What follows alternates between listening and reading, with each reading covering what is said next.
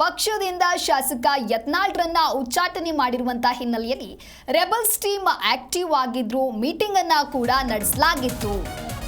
ಶಾಸಕ ಯತ್ನಾಳ್ ಉಚ್ಚಾಟನೆ ಬಳಿಕ ರೆಬಲ್ಸ್ ಮೀಟಿಂಗ್ ಅನ್ನ ಮಾಡಿರುವಂತದ್ದು.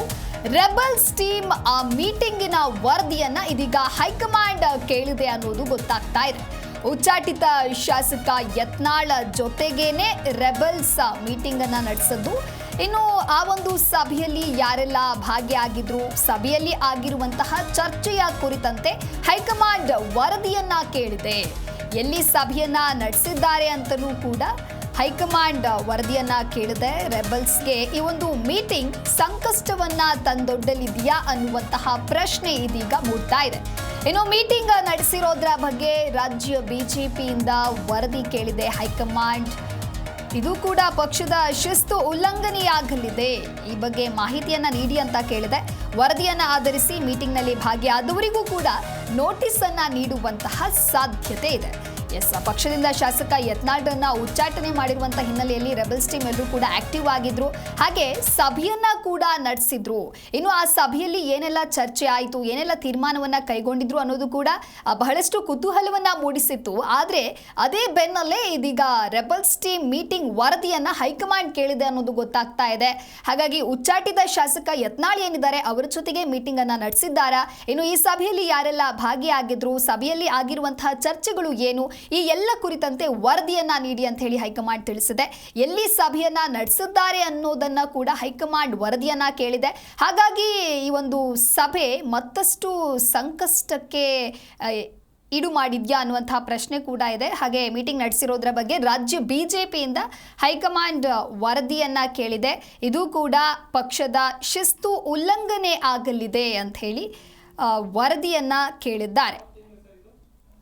ಇನ್ನು ಶಾಸಕ ಯತ್ನಾಳ್ ಉಚ್ಚಾಟನೆಯ ಬಳಿಕ ರೆಬಲ್ಸ್ ಟೀಮ್ ಮೀಟಿಂಗ್ ಅನ್ನ ಏನು ಮಾಡಿದ್ರು, ಆ ಒಂದು ಮೀಟಿಂಗ್ ಇದೀಗ ರೆಬಲ್ಸ್ ಟೀಮ್ಗೆ ಮತ್ತಷ್ಟು ಸಂಕಷ್ಟಕ್ಕೆ ಕಾರಣವಾಗ್ತಾ ಇದೆ.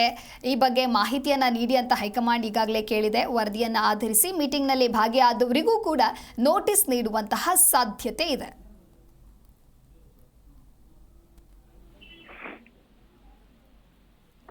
ಈ ಕುರಿತು ಹೆಚ್ಚಿನ ಮಾಹಿತಿಯನ್ನ ನೀಡಲಿದ್ದಾರೆ ನಮ್ಮ ಪ್ರತಿನಿಧಿ ಜನಾರ್ದನ್ ಹೆಬ್ಬಾರ್ ದೂರವಾಣಿ ಸಂಪರ್ಕದಲ್ಲಿ. ಹೆಬ್ಬಾರ್, ಇನ್ನು ಶಾಸಕ ಯತ್ನಾಳ್ ಉಚ್ಚಾಟನೆಯ ಬಳಿಕ ರೆಬಲ್ಸ್ ಟೀಮ್ ಎಲ್ಲರೂ ಕೂಡ ಆಕ್ಟಿವ್ ಆಗಿ ಸಭೆಯನ್ನ ನಡೆಸಿದ್ರು. ಆದ್ರೆ ಈಗ ಹೈಕಮಾಂಡ್ ಆ ಸಭೆಯಲ್ಲಿ ನಡೆದಿರುವಂತಹ ಚರ್ಚೆಯ ಕುರಿತಂತೆ ವರದಿಯನ್ನ ಕೇಳ್ತಾ ಇದೆ. ಹಾಗಾಗಿ ರೆಬಲ್ಸ್ಗೆ ಈ ಒಂದು ಮೀಟಿಂಗ್ ಮತ್ತಷ್ಟು ಸಂಕಷ್ಟಕ್ಕೆ ಕಾರಣವಾಗ್ತಾ ಇದೆಯಾ, ಹೇಗೆ? ಖಂಡಿತವಾಗಿಯೂ ಬಿಜೆಪಿಯಲ್ಲಿ ಒಂದ್ ದಿನದಿಂದ ದಿನಕ್ಕೆ ವಿಚಿತ್ರವಾದಂತ ಬೆಳವಣಿಗೆ ಕಾಣಿಸ್ತಾ ಇವೆ. ಈಗಾಗಲೇ ಯತ್ನಾಳ್ ಅವರ ಉಚ್ಚಾಟನೆ ಆಗಿದೆ ಪಕ್ಷದಿಂದ.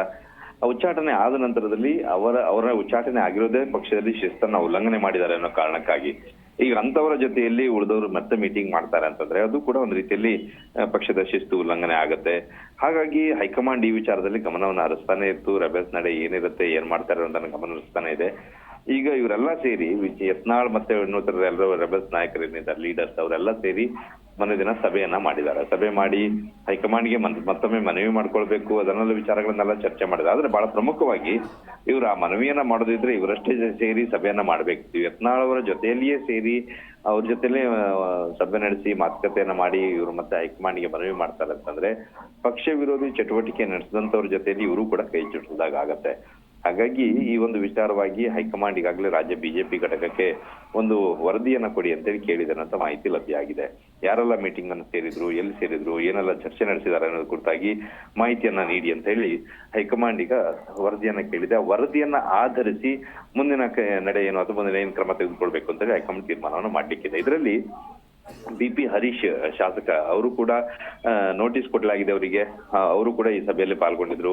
ಮಾಜಿ ಸಚಿವರುಗಳು, ಮಾಜಿ ಸಂಸದರು ಇವರೆಲ್ಲ ಸಭೆಯಲ್ಲಿ ಪಾಲ್ಗೊಂಡಿದ್ದಾರೆ. ಹಾಗಾಗಿ ಈ ಒಂದು ವಿಚಾರವಾಗಿ ಇವ್ರ ಜೊತೆಯಲ್ಲಿ ಚರ್ಚೆ ಮಾಡಿದಂತವ್ರನ್ನೆಲ್ಲ ವಿಚಾರವನ್ನ ಹೈಕಮಾಂಡ್ ಈಗ ವರದಿಯನ್ನ ಕೇಳಿದೆ. ವರದಿಯನ್ನ ತರಿಸ್ಕೊಂಡ ನಂತರದಲ್ಲಿ ಈ ಬಗ್ಗೆ ಹೈಕಮಾಂಡ್ ಒಂದು ತೀರ್ಮಾನವನ್ನು ಮಾಡುವಂತ ಸಾಧ್ಯತೆ ಕಾಣಿಸ್ತಾ ಇದೆ. Divya. Okay, thank you Hebbar ನಿಮ್ಮೆಲ್ಲ ಮಾಹಿತಿಗಾಗಿ.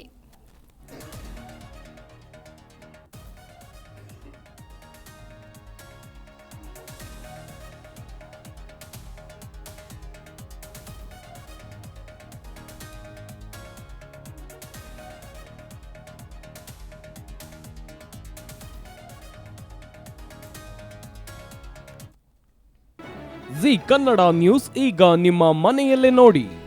ಎಲ್ಲ ಕೇಬಲ್ಗಳಲ್ಲಿ ಈಗ ಲಭ್ಯ.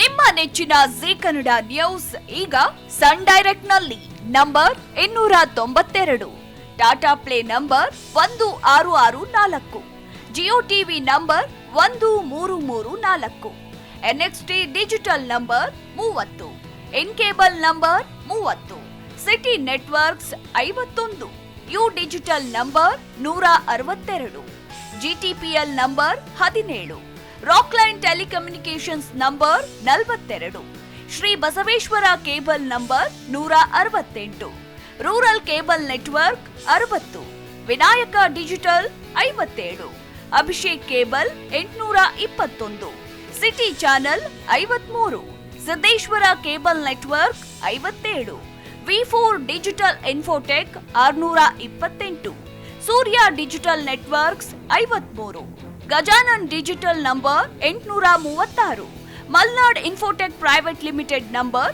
56, Metrocast number 830, Victory Digital number 167ರಲ್ಲಿ ನೋಡಿ ಆನಂದಿಸಿ.